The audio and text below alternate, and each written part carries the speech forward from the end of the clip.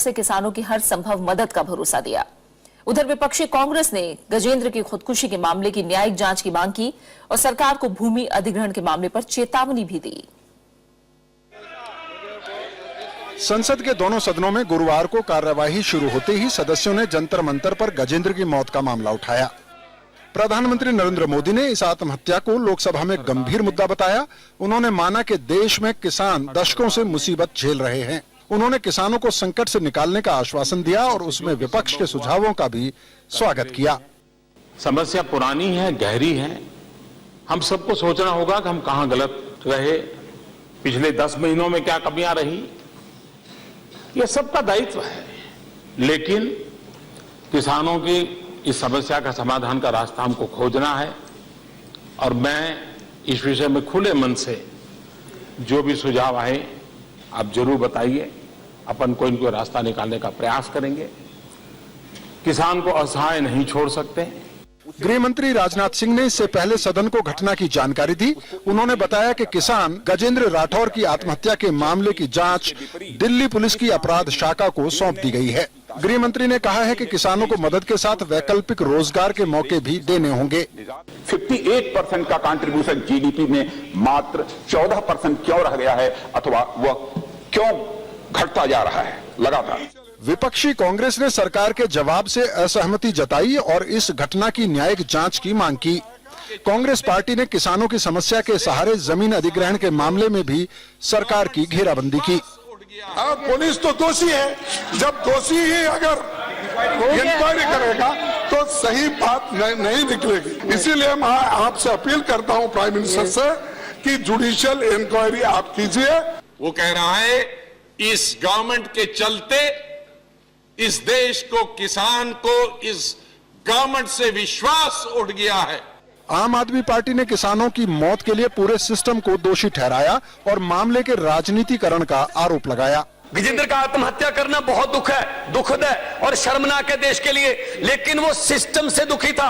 How can the society become so callous and unsympathetic and unresponsive. कई सांसदों ने जंतर मंतर पर हुई इस आत्महत्या के लिए आम आदमी पार्टी के नेताओं और मुख्यमंत्री अरविंद केजरीवाल को जिम्मेदार ठहराया है।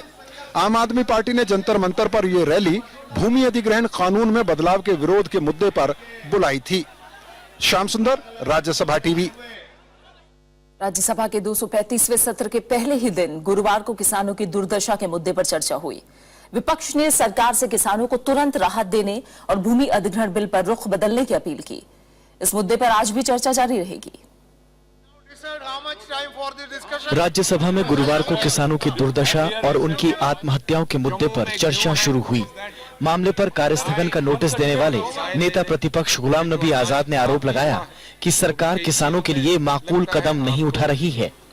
आप उसका अनाज खरीदोगे नहीं, आपकी उसकी जमीन ले लोगे ऑर्डिनेंस के जरिए, आप उसको मिनिमम सपोर्ट प्राइस दोगे नहीं, तो क्या करेगा? उसके सामने हत्या करने के बगैर रास्ता क्या है? दूसरे विपक्षी दलों ने भी सरकार से किसानों को तुरंत राहत देने की मांग की।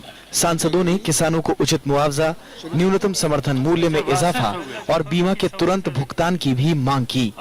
तो मिनिमम सपोर्ट प्राइस कम होगी, लागत ज्यादा होगा तो किसान आत्महत्या तो करेगा ही। भारत सरकार के हाथ में है श्रीमान, यदि कोई एक चीज है जिससे सीधी राहत पहुंचेगी, सीधी राहत पहुंच सकती है इंश्योरेंस कंपनी से। यानी मैं सुनकर के हैरान हूं कि उन्होंने कहा कि 2 करोड़ और ले लिया है 2000 करोड़। पूर्व केंद्रीय कृषि मंत्री और एनसीपी सांसद शरद पवार ने भी किसानों को तुरंत राहत देने की मांग की। उन्होंने सरकार से भूमि अधिग्रहण बिल पर आम राय बनाने की अपील की। इश्यूज होते हैं, समस्या पैदा होती है, देश के सामने संकट आता है। अल्टीमेटली हम सब लोग और हम सब लोगों की जिम्मेदारी इस देश का गरीब आदमी को मदद करने के लिए हम यहाँ आकर बैठे हैं। किसानों की दुर्दशा पर सत्ता पक्ष के सांसदों ने भी चिंता जताई। हालांकि वो भूमि अधिग्रहण बिल पर सरकार का बचाव करते नजर आए। राज्यसभा के अंदर इसी प्रकार से वो बिल पास करने का मौका नहीं दिया गया, उसको भी हल्ला मचाया गया, जबकि उसमें से वो भी जो कानून बना है पिछली गौ सरकार ने बनाया वो भी अच्छा कानून है, लेकिन उसमें कुछ सुधार किए जा रहे हैं, तो सुधार की गुंजाइश तो हमेशा रहती है।